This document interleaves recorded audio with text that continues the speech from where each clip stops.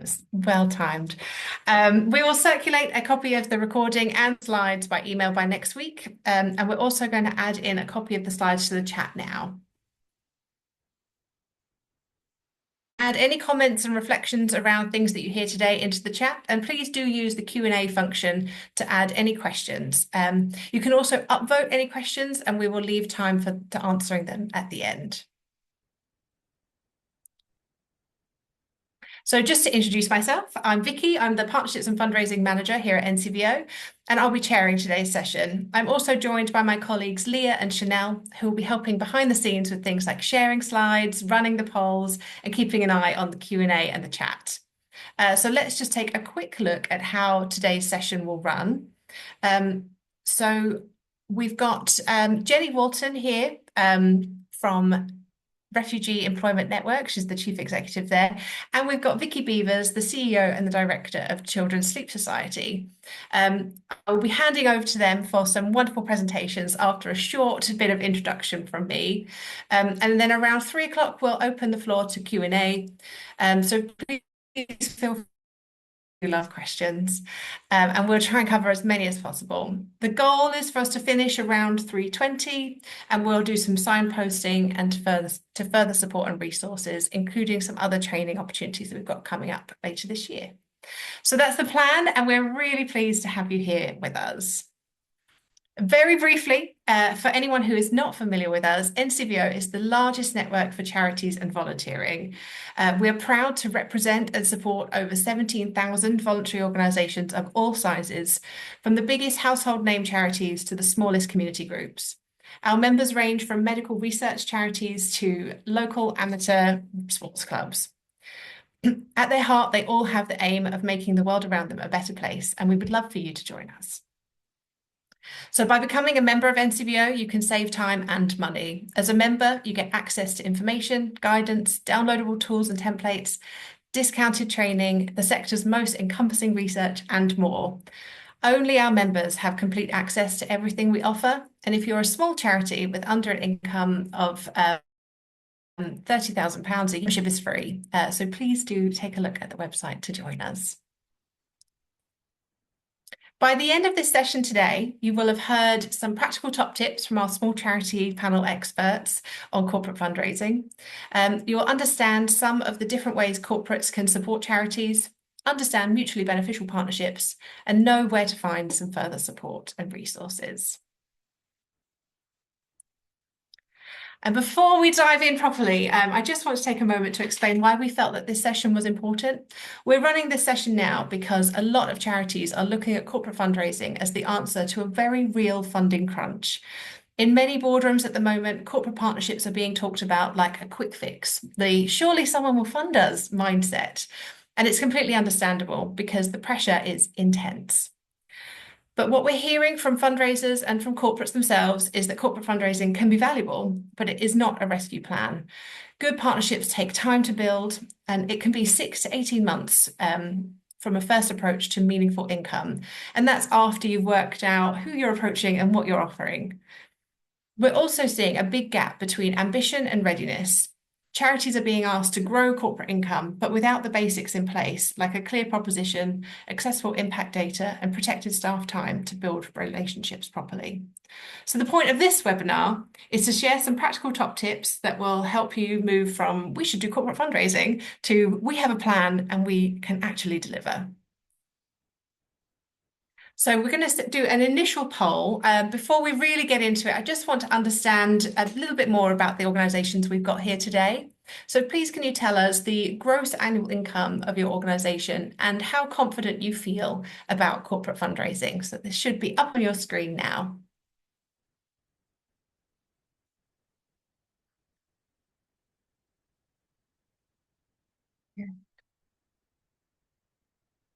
Okay, so I see we've got a lot in this is very new or this is not your area. So that's great. This is the webinar for you. Absolutely. And we've got a real range of charity sizes here. So that's wonderful to see as well. It's sort of neck and neck between the 100,000 to 500,000 and the 1 million to 5 million categories. Almost identical amount of people here from both of those sizes, and then a range across all the others. Still got a couple of answers coming in. So it's really great just to know who we've got here in the room. Okay, I'm going to end the poll now. It looks like we've had almost everyone.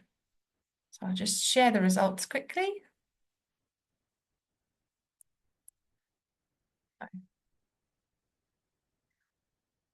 Okay. And I would like to, before I get into anything more, I just want to understand what you all think corporate fundraising is. So we're going to use Mentimeter for this. So there's a QR code, or you can go to menti.com and use the code. So what is corporate fundraising? Just pop in whatever comes to mind based on your experiences. There are no right answers. We'll take about 30 seconds and then we'll look at the word cloud together.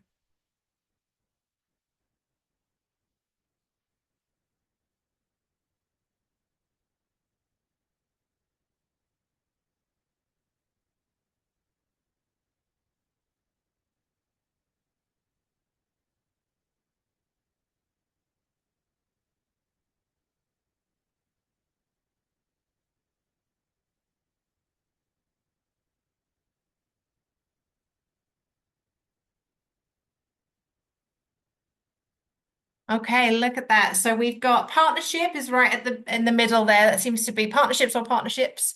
But we've also got some of the things I was expecting: sponsorship, charity of the year, support. We've got money in there. I like that. Money from corporations, pro bono support, lots of really great ones. So this is really helpful just to see where everybody is at, um, and what we're thinking for of what corporate partnerships is or corporate fundraising is. So that's really helpful. Thank you so much. I think I just need to get back to sharing. Bear with me.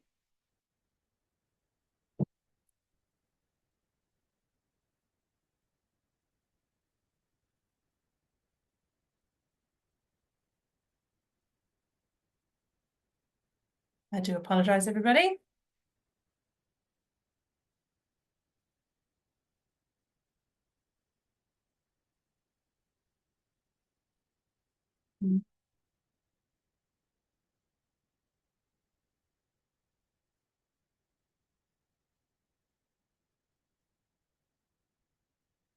Okay. I do apologize, everyone. That was a little bit of a misstep there. Okay, so in simple terms, corporate fundraising is when a charity works with business to support a charity's work, to generate support for that charity's work. That support can be money, but it can also be skills, time, networks, or in-kind help like products or services. And a really important point up front is that corporate fundraising is not usually quick or easy, and it's not a replacement for grants.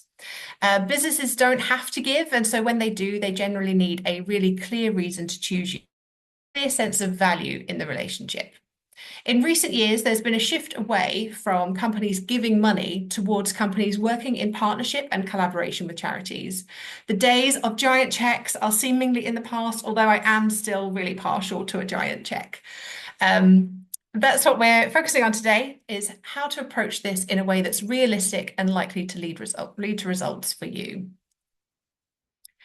So on this slide, you can see some of the most common types of corporate fundraising. I'm not going to go into all of these in loads of detail, but I do want to quickly name them to give a broad understanding for you today. So we've got Charity of the Year partnerships, which are often competitive and can be very resource heavy for charities. We've got cause-related marketing or commission, where a donation is linked to a product or a sale. Again, this can be very resource heavy for not a lot of return for smaller charities, and they do require a commercial agreement, particularly if based on commission. We've got sponsorship, usually tied to an event or a campaign or a webinar. And I will let you all, we were supposed to have a sponsor for today. And just to show that it's never a smooth journey, no matter where you work, that sponsorship arrangement was unable to go ahead today. So we don't have a sponsor, but that is something that we can do usually. So webinars are definitely a great way to get sponsors. Payroll giving, where staff donate regularly through their salary. Donations and match giving, which is often what boards hope for first. employee involvement and volunteering, including skills-based support, gifts in kind, like products, services, or professional expertise, and lastly, partnerships, where you work together to deliver a project or an outcome. But what's really important to say is that none of these are automatically better than the others. They all have different levels of income, effort, risk, and return. And this is where a lot of frustration comes from in practice. Charities go in hoping for cash, but are offered that time or visibility instead. Corporates will offer what's easiest for them, not necessarily what the charity needs most. And if those expectations aren't talked about early, partnerships can quickly feel disappointing or one-sided. Another key point is that many of these options are not low effort. So some of these things that look small on paper, like volunteering or charity of the year, but can actually cost charities the most in staff time or have really highly competitive processes. So the question isn't really which of these should we do? The better question is which of these make sense for us right now, given our capacity, our strategy, and what we can genuinely deliver well. So now you know a little bit more about corporate fundraising. I'm going to share some of my top tips that I've learned from my real life experience working with corporates. So my first top tip is to treat them like people. This is probably my number one piece of advice for any fundraiser. Many of us have done lots of different types of fundraising, and most of that centers around making people feel good about the support that they provide. And it's the same for corporates. Thanking them for what they do and really meaning it, making genuine connections with them and reporting back to them on what they make possible. This is true of all types of donors, including corporates. I will always use the ask, thank, report, repeat method. Mutual benefit. So understand what they're trying to achieve and then identify how you are the partner to get them there. For example, maybe a company wants to really engage with young people and you're a youth charity. You have the skills and the expertise to help them with their goal. Know your worth. You have something that they also need, and you should be remunerated for your expertise, your market, your audience, whatever it is that they want to do with you. And you are allowed to ask for money to do the work with you. And please ensure that you have an agreement. This does not need to be complicated, but it really helps to manage expectations on both sides. So it agrees deliverables, it gives you a clear action plan and something to reference if things are changing. And it takes time. Corporate partnerships are not the quick win. They are long-term and they take longer to secure. I've previously taken over 18 months from first contact to securing an agreement with a corporate in the past. It really does take time. But those are just my top tips, but we've got some absolute experts here in the room, and I'm absolutely delighted to hand over to Jenny Walton, the Chief Executive of REN, the Refugee Employment Network. So please, over to you, Jenny. And thank you for joining us today. Thanks, Vicky. Hi, everyone. Good afternoon. I'm Jenny Walton, Chief Executive of the Refugee Employment Network. And similar to a lot of you in the polls, I am currently, when I joined 2 years ago of Chief Executive, we were 63K as a really small charity. We're now over the 100K mark 2 years on, which I'm excited to say. But before that, I worked at a charity called the Media Trust, which was in the 1 to 5 million, which was the other big category. So kind of have different, I guess, experiences and perspectives in terms of corporate partnerships. And from my experience at Media Trust, which is a much larger charity, the whole model was founded 30 years ago on corporate partnerships. And we had I work with over 40 corporate partners from the media, creative, and tech industry, from kind of Google, the BBC, TikTok, to ad agencies of all different sizes. And now working for Refugee Employment Network, a much smaller charity with a much leaner, agile team. We are still working with some quite big corporates, but I'm happy to share my experience with you today. So just a bit about the Refugee Employment Network. If you haven't heard of us, I saw some refugee charities introducing yourselves in the chat.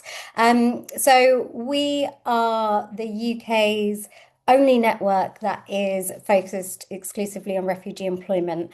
And what we do is we bring together the charities across the UK doing incredible direct work, getting people building employability skills, but working with people on CVs, on mentoring and employment pathways. And we bring them together with the businesses and employers and industry bodies and local authorities who are looking at integration on a local, regional level to build and strengthen the ecosystem around refugee employment in the UK so that we can support displaced people and professionals to rebuild their lives, because we know that employment and financial independence is absolutely critical part of rebuilding a life here.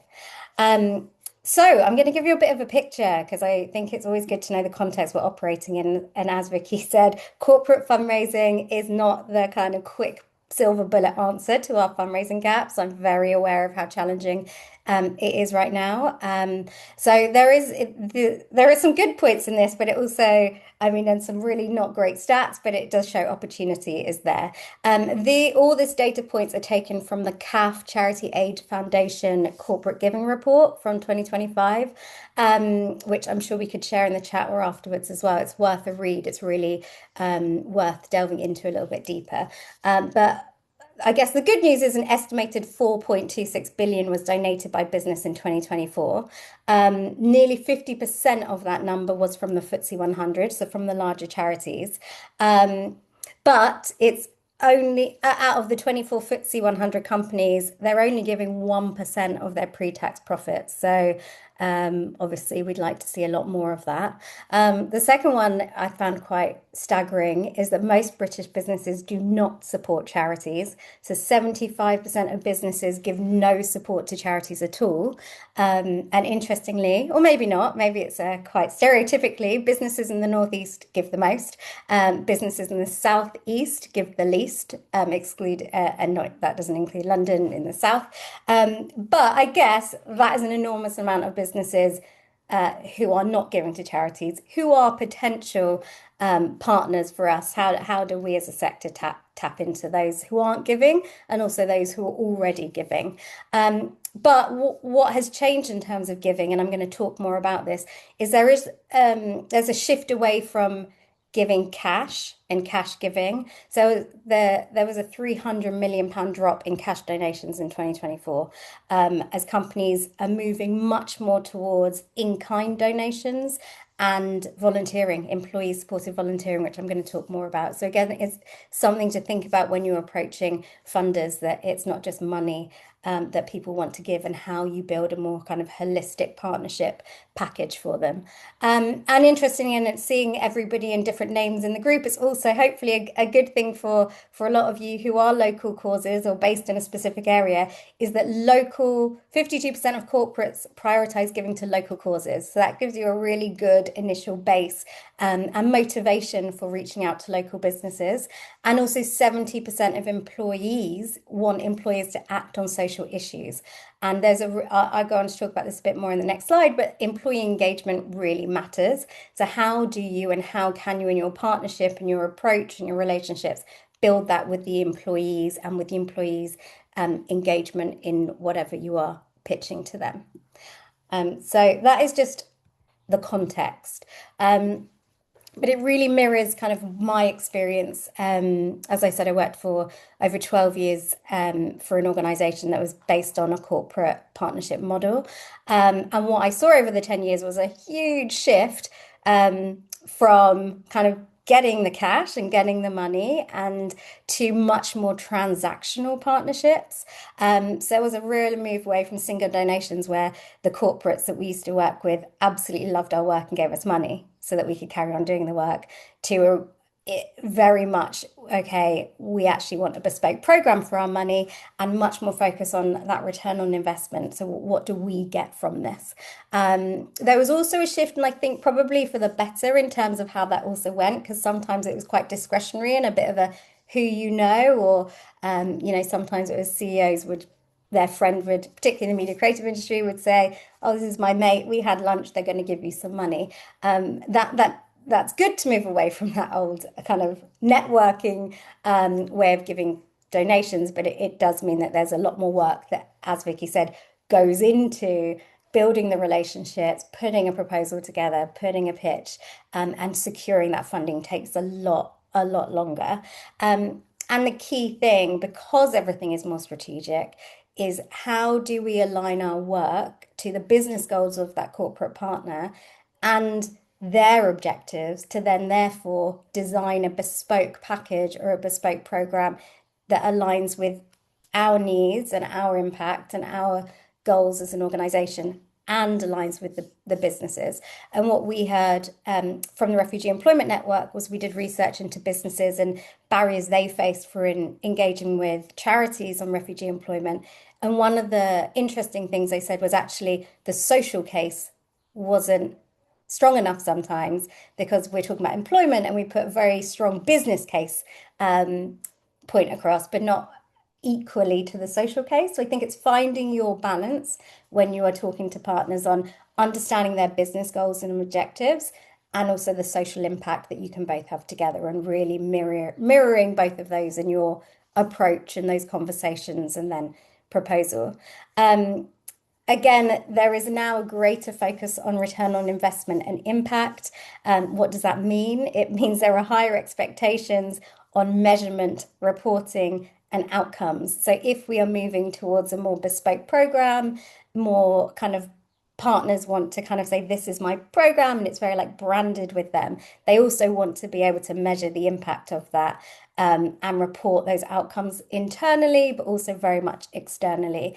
And in some of the bigger corporates, some of the partnerships are now sitting more with the CMO, so like the chief marketing officer, because it is becoming very much about brand visibility and how purpose and social responsibility that businesses can talk about. So when you are factoring that in, I usually put a slide on this in terms of my presentation, in terms of how are we going to tell the story of our partnership? What are we going to be able to do as an organization? So, what will impact storytelling look like? Will we provide them with case studies and how we will build that brand visibility together?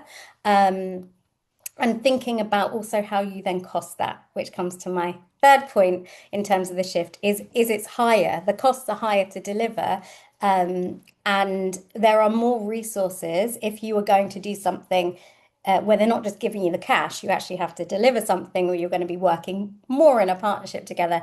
It's going to take more resources from you as a charity and organization and your team, but also from them as a partner, because they're going to have to do some work if you're doing employee engagement on their side. So I think there's really very much consideration in when you're working it through together, understanding on this is what we will do and being really clear on this is what we're going to need you to do and being clear on the roles and responsibilities. And then when you come to your budget, it's this is therefore how much it will cost. And I think it's probably echoed throughout our presentation is, you know, we often undervalue ourselves as charities. So my biggest tip is value yourself, value your project, value your work, your team, and how much it will entail to deliver whatever you have agreed with your partner. And then I would say add 20% on overheads. I mean, I go high, and sometimes I hold my nerve. And when there's kind of the wait between sending the proposal to the decision, sometimes I'm like, oh my goodness, I went too high. But actually, corporate partners, particularly the large ones and kind of global businesses, 20% is absolutely kind of business standard that they would expect. So really value ourselves. I think we should do much more of that as a sector and price it appropriately. Do not underprice it so you are overcompensating a business that is a for-profit organization. So employee engagement and skills-based volunteering. This is key, I guess, to what I've been doing for the last 15 years with partners is building programs that really center employee engagement within them. So we know that employee engagement and retention are really high priority for corporates right now. It costs every time you lose an employee. So businesses are really strategically thinking, how do we keep people in our businesses? How do we keep our staff? And volunteering, as we know, as charities, is a key way to do it. We also know that volunteering can be really resource intensive to manage.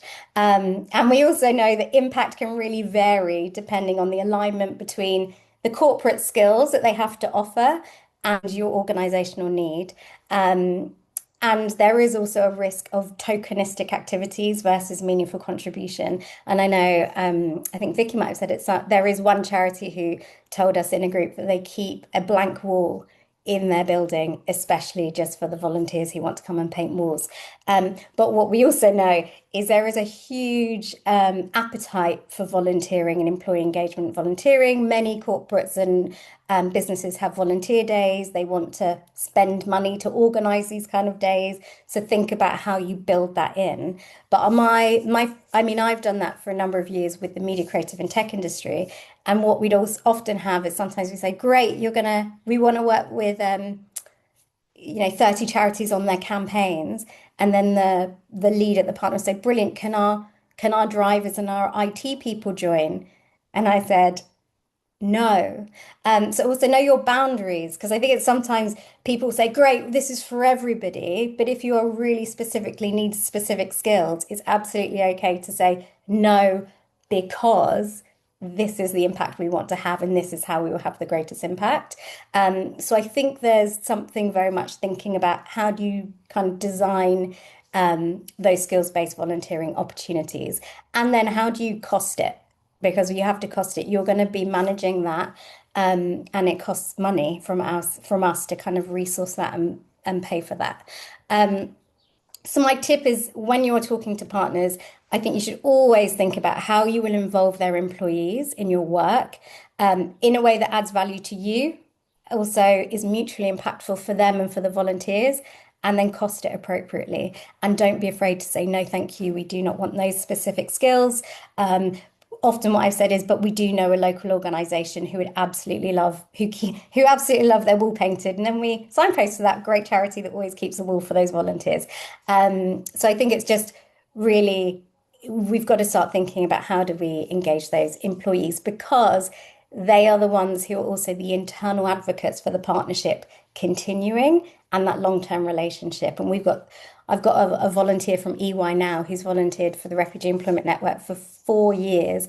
And now she's organising our first ever group fundraiser with a target of £5,000 with a group of EY volunteers and match funding.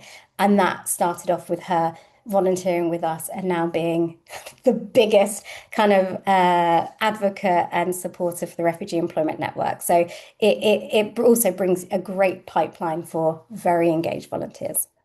Um, so my final I guess, area or tip that I wanted to talk about was about innovation, adaptation, and practical approach. So I think clear alignment matters more than ever in terms of when you're approaching corporate partners. So really focus on the organizations who share your values.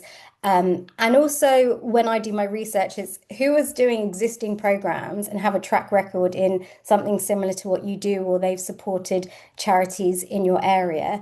So for the refugee employment, I often look at who's really great on inclusion, but they're not working with refugees yet. And those are the ones that I think are kind of the warmest targets and the best to approach. So it's partly in the research is understanding who's really going to align with what we do. And then I think the second thing is building on what already exists. So one of the how do you adapt corporate initiatives rather than always having to create something from scratch? So we worked with Aon. You can see the picture on the slide. They're a global insurance business, and they run an early careers program. So when I was meeting with them, they told me about this incredible program, and I said, "Well, do you do anything with refugees and displaced professionals?" And they said no. And I said, "Well, how about we look at the program and model you have clearly created that is really impactful, and then we work with you to tailor that to displaced professionals." So we kind of took something that existed from them, we adapted it and tailored it with them to support refugees and displaced people. And so it wasn't creating it from scratch. It didn't cost huge amounts of money. They had a format they were very comfortable with, but where the value that we added was tailoring it, the recruitment, the support, and the reporting along the way. So sometimes it's quite simple, that you can bring your expertise to something they already do, but do it in a more innovative and tailored way to your audience and your area of work. And then we all know this, relationships are key. But I think for me, I said to my board asked me about my corporate partner strategy and my pipeline, and I said honestly, my strategy is low hanging fruit. And I said, I only will speak to corporate partners where I have had an introduction or I have met them. I don't bother with cold outreach personally, but that's because we're a team of two and I don't have the time.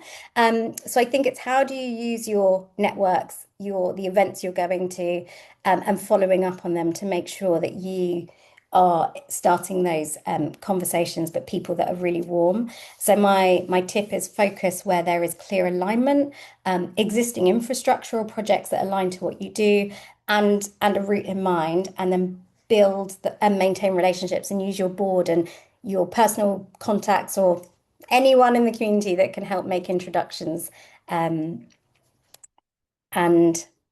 those are my key tips. I've added in another slide, which I hope comes up, which is quite detailed. So I just wanted to put that in there to provide a bit more detail for people who want more information afterwards. But we can happy to take questions, but I'll stop there. So thank you. Um, Thank you so much, Jenny. That was incredible. I was like, my face started to hurt because I was like smiling and nodding so much with all of your tips. It was just incredible. So thank you so much. And everybody, please do try and get a screen grab of this slide. It's got lots of really helpful tips from Jenny in it. But as I said, we will be sharing the slides afterwards. So now I am absolutely thrilled to be handing over to Vicky Beavers. So we've got two Vickies here, just to make it extra confusing for anyone that mentions the name Vicky when they're typing in the chat.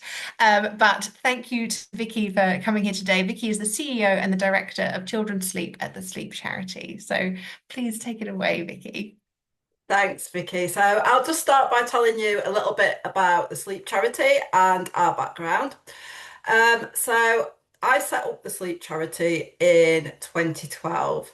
So I had very little charity experience, very little knowledge, and I was extremely naive.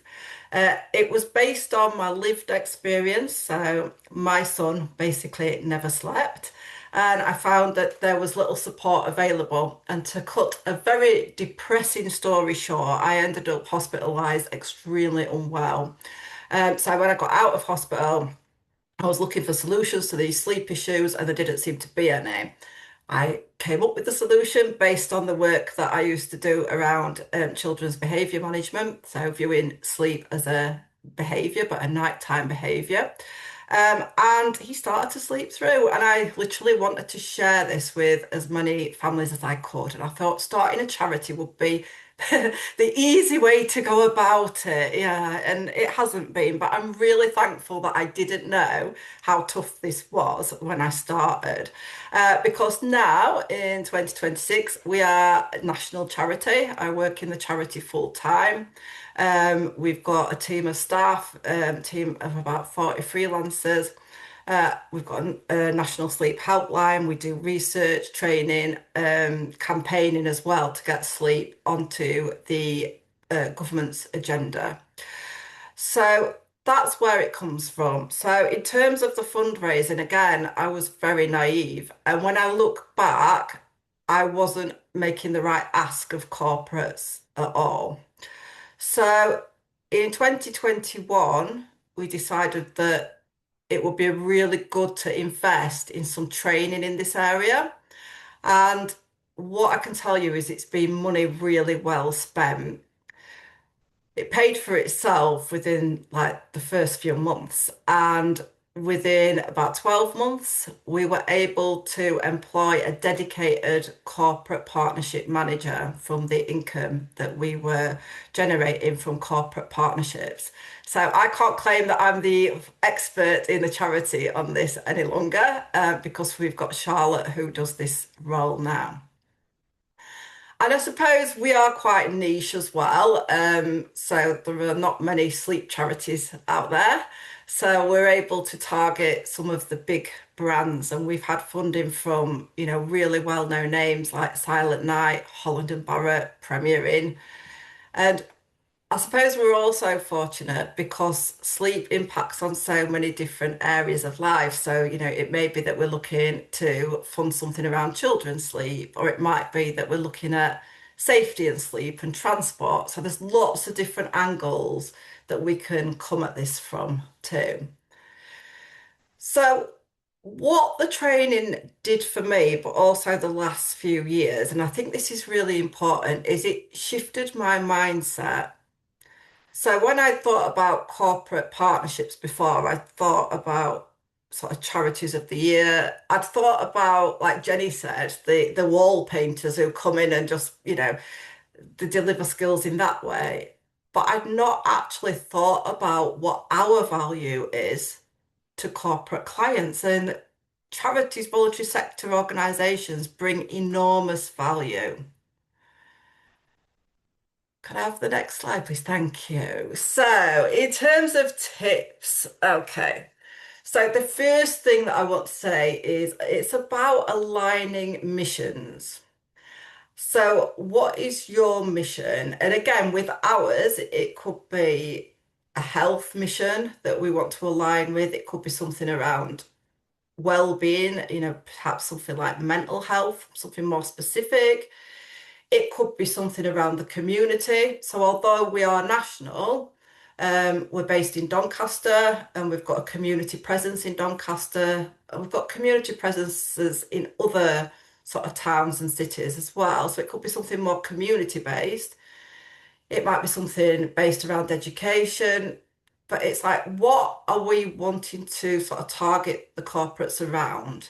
Um, Thinking about the audience and who do they want to reach? What's in it for them?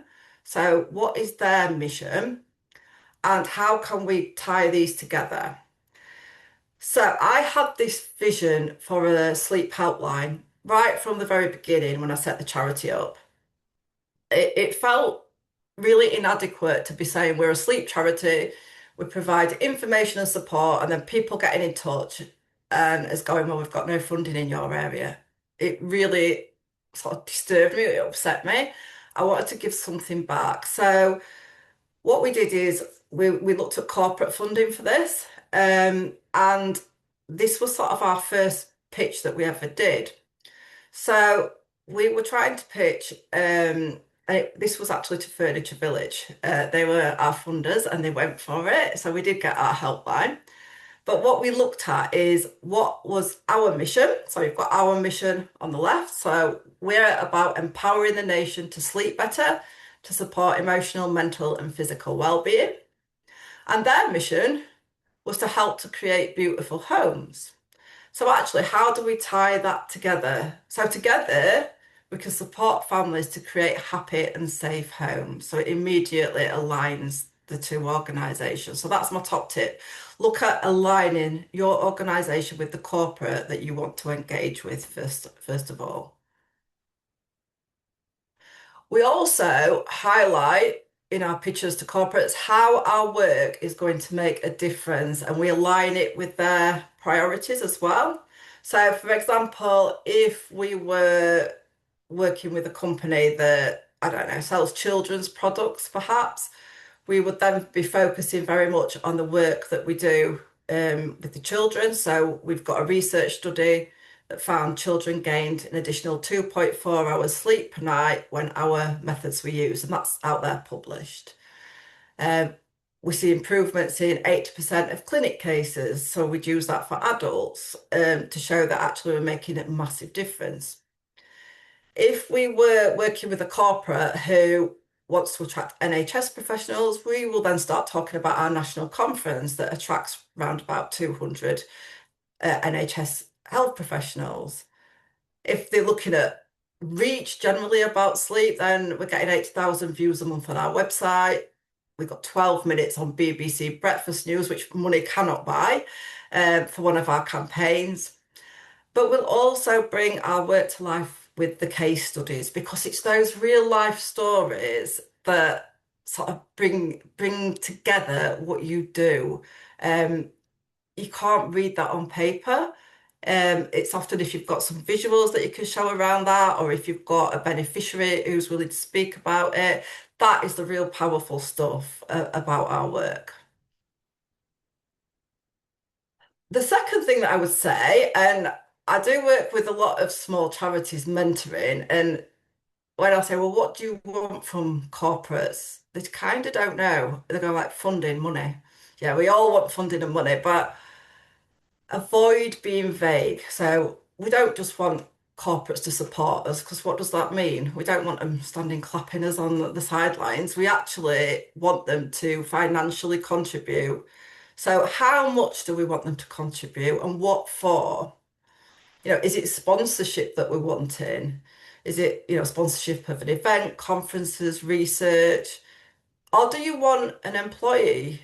So it might be, we provide things like one-to-one support for employees. That's something that we can offer. What can they offer us back? Is there a skill swap going on? Quite often we don't have all the skills that we need within voluntary sector.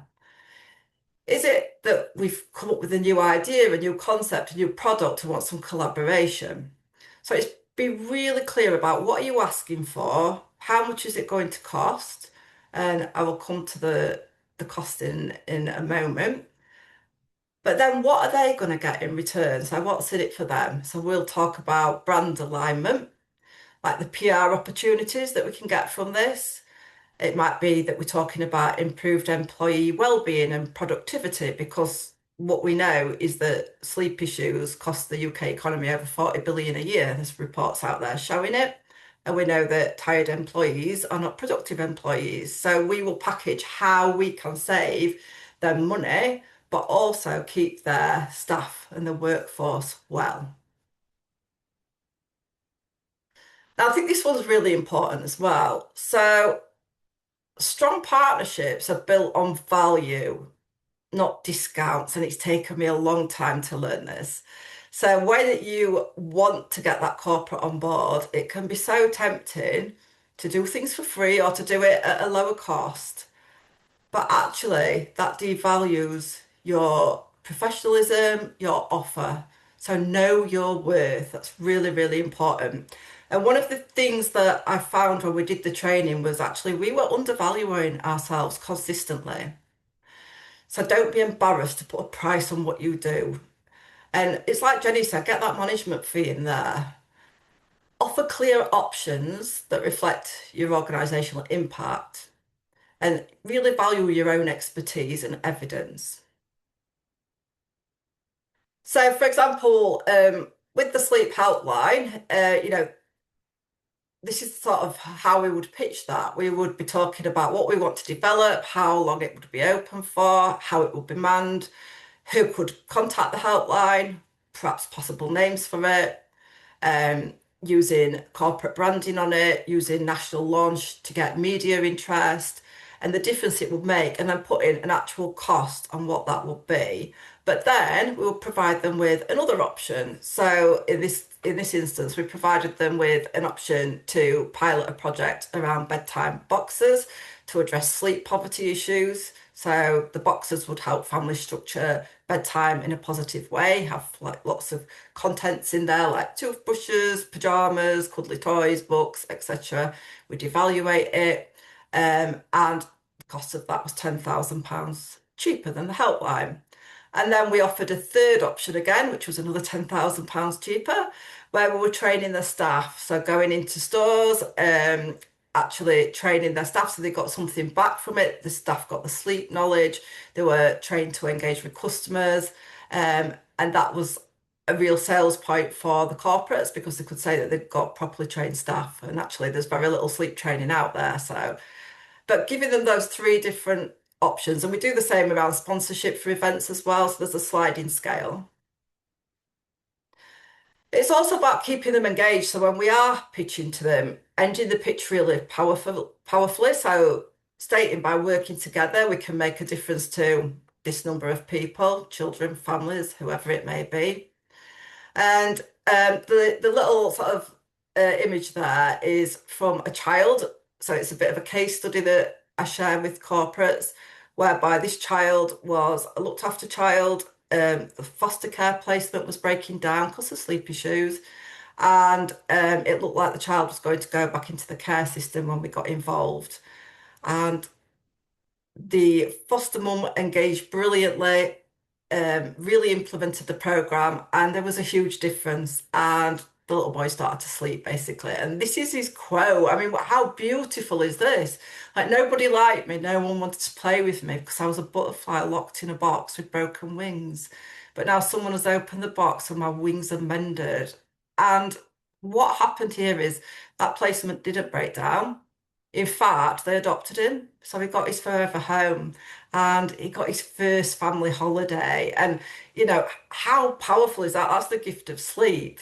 So that's really important to share with corporates. This is about the value of what we do and how they can help support that.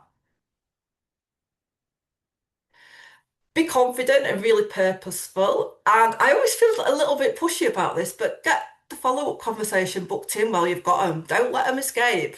Like, right, we'll meet again. Maybe let's have a week in between. So when are you free? And getting that date in the diary is important too, because it's really easy for people to drift away. Wonderful. Thank you so much, Vicky. That You're was an excellent welcome. presentation and wonderful tips. So thank you to Vicky and thank you to Jenny for joining us today.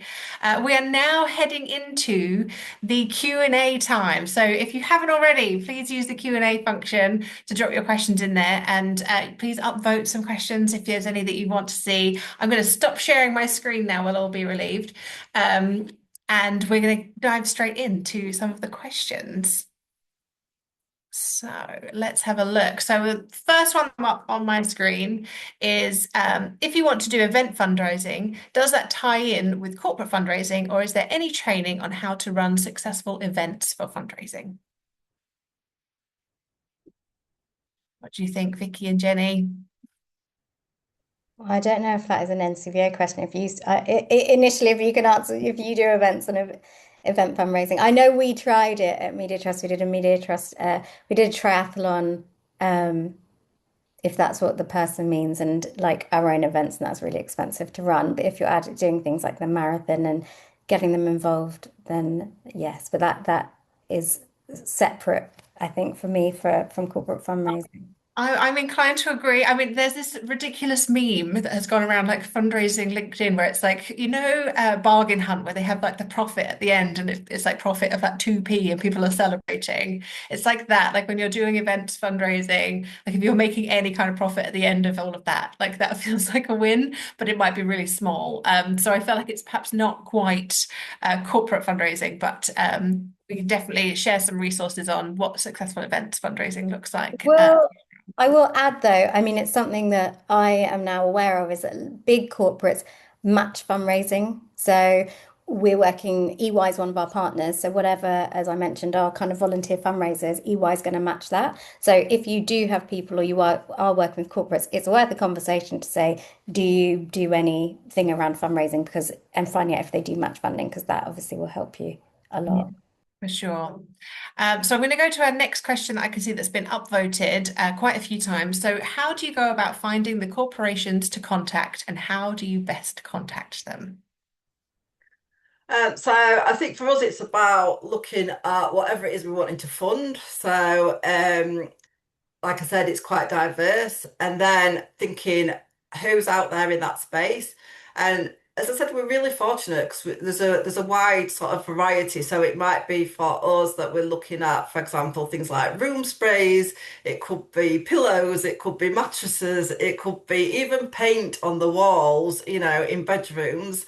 Um, those types of things. So we have a real sort of chat about it as a team and we come up with lots of ideas. And then who's out there who's delivering this? We'll make a list. Do we have any warm contacts? Because, like Jenny said, it's hard work going for your cold contacts. So, are there any that are already warm to us that we can approach initially?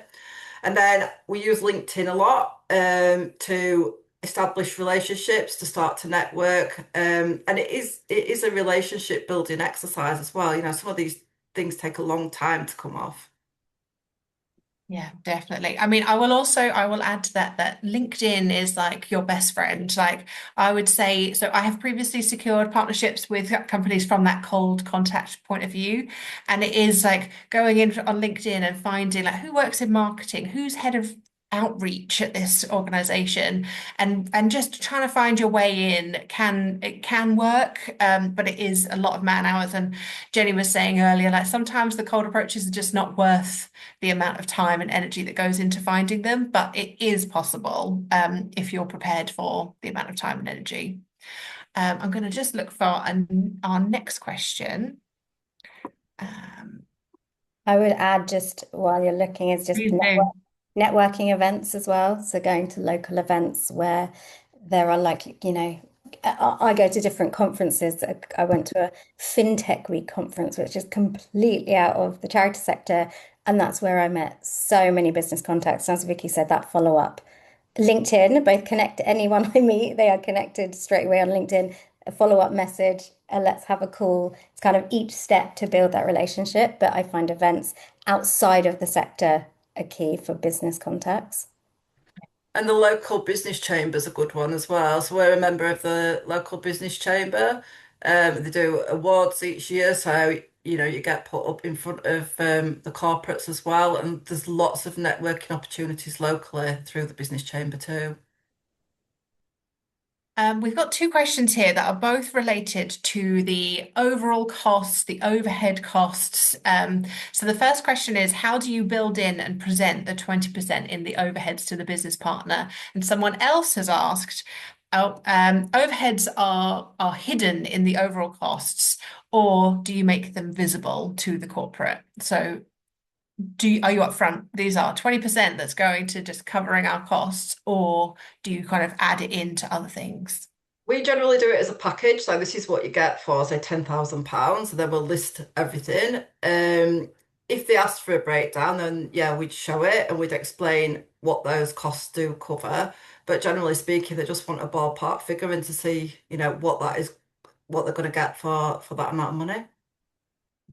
Yeah, I've done it in two different ways. If it's a project, like a really bespoke project, try and keep it as loose and open as possible because the great thing about corporate partners is it's a contract often. So I would just put project name, the amount, uh, and then this element of the marketing and kind of branding around the project, and then overheads.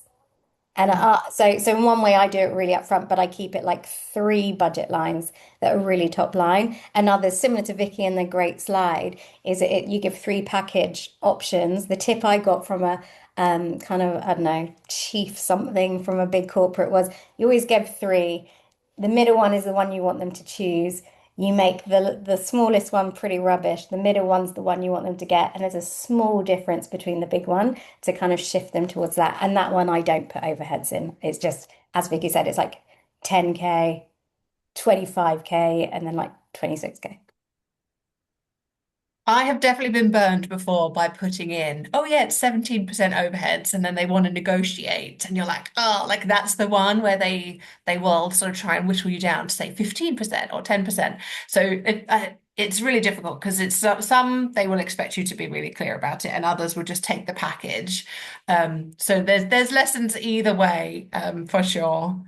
Okay, I'm just going to have a look for our next question. While you're just looking, Vicky, can I just say that I think one of the lines that I've started using is it's our policy to put that percentage in, so it's not negotiable, to try to protect it because it is important that we have those management costs in.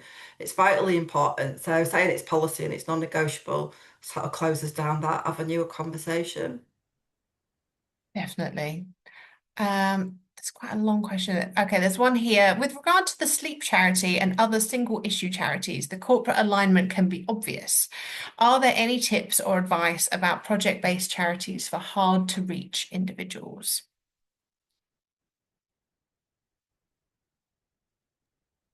Well, I would say kind of that's kind of what we do. But Vicky, I think the question was to you, so I can happy to defer to you and then follow up. So in my experiences in the sleep charity, I do support other small charities, like I've said, and they tend to be more community based. So it's the way that I've gone about looking for corporates there is to look at who there is in the locality. So, for example, I support a domestic abuse charity locally, and then we've like looked to align with like solicitors. They've been a good sort of income stream. But also just organisations who actually want to do some social good. So want to fundraise for a particular cause. The local football club have been supportive as well. So it is a different approach. It is like a narrower field, I would say. But and it's not my particular area of expertise. So Jenny's probably got much more valuable things to say about it. I think you're right. I think it is around the kind of I think that very much it's about storytelling as well, about the need. So you'll have all that data and stats around why those groups and you're doing the work that you're doing. And then being able to say with your support, it is trying to go back to a bit more of the cash, support us to do this work and it will help us, support X more number of people into employment or into whatever you're doing, and the outcomes will be this, and then you share the case studies with them. So if it is more vulnerable groups, then you can absolutely pitch a project and tell them, the story behind it and the difference their partnership can make. Thank you. I've got a question here, which is how do you figure out where to pitch the financial ask without aiming too high or too low? I mean, it depends what you're asking for. So, is it, if it's a project, what does it actually cost? So, costing it out properly. Um, if it's doing your research as well, so looking at the size of the company, what their income is, what the profitability is. So, doing that research as well. And it's again offering them those different price points so that you are offering something lower, which sometimes they take initially just to test the relationship. So that's where you can start to build a relationship and make a bigger ask as the relationship develops. Yeah, definitely agree. Um, the next question I'm going to read out is the first time you approach a corporate, do you have a go-to introduction line to begin the conversation? And this person is worried that this is a silly question, and I think this is a great question. So, go-to introduction line to begin the conversation with a corporate. I don't know. I treat it as just any relationship and getting to know that person, and kind of talking about what we do, but also asking them to talk about what they do, and then picking up the key things that they're telling you that you're the signals that are important to them, and then aligning it. But what I always have is we have kind of just a standard deck that we share straight away that isn't tailored to say this is an overview of what we do so that I send that straight afterwards. So I do more in the follow-up that is ready to go, than kind of a line. And my approach very much is just tailoring it to, as we said, what's aligning it with their business needs. Yeah. I mean, from my perspective, I'm always like, should we have a conversation? Because I feel like we could work together. And sometimes people are really responsive to that, and some people will just ghost you, and that's also okay. As a long-term fundraiser, I'm very used to being ghosted, and I think it's fine. Okay, great. So we've got here any tips on stewardship? How do you take on, what's your take on like gratitude reports versus impact reports?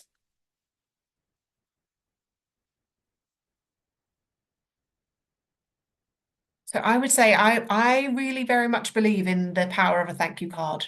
Like regardless if it's like a household name brand or like your local dentist, like either way, people love to be thanked for what they do. And I think that that works well alongside perhaps a more formal report with your information about the partnership.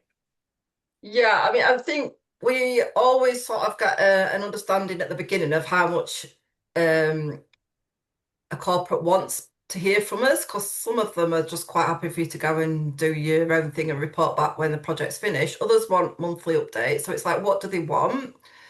Um, and it's trying to find moments of meaningful engagement as well. So it's remembering to invite them to things is really important.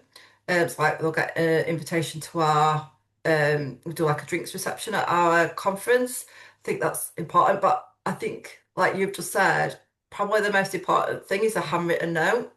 It shows that you've taken the time. It shows that some appreciation, and it makes the relationship more human.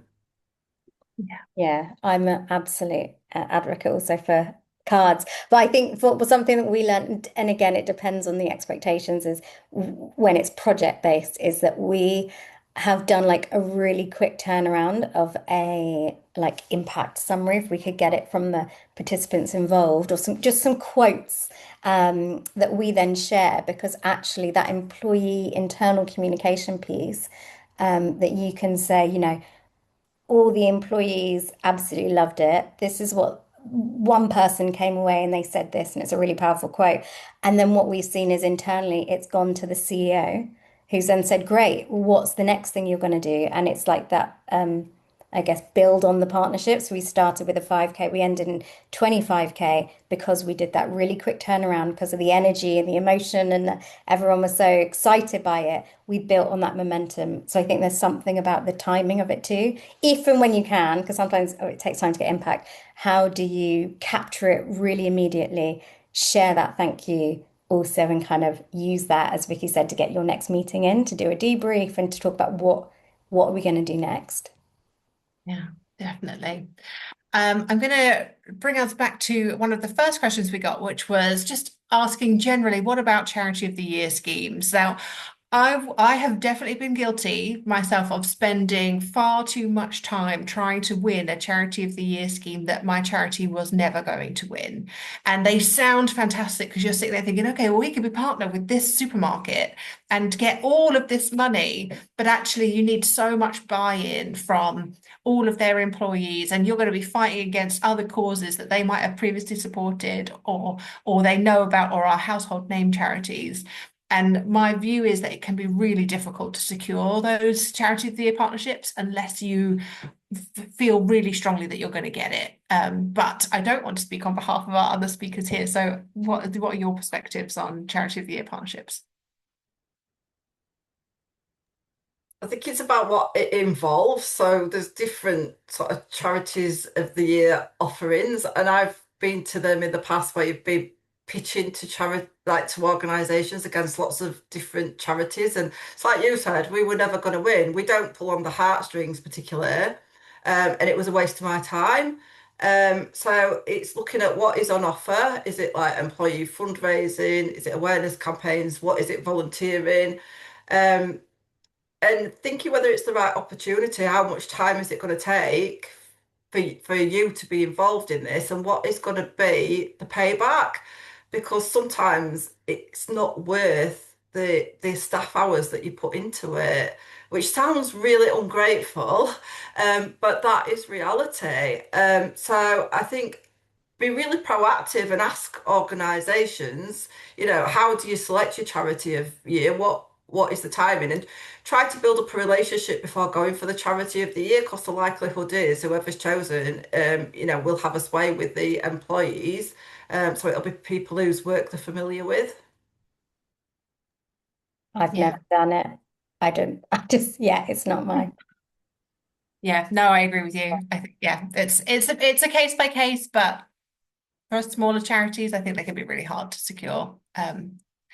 We've still got loads of questions, and I'm really mindful for time. I know that everybody's busy. So what we're going to do now is we will collect all of the rest of the questions that are in the Q&A function, and we will commit to answering them as a group and sending them around afterwards. So thank you to everybody for submitting your questions. There's so much engagement today. It's obviously been really valuable. So I'm really pleased to see that many questions.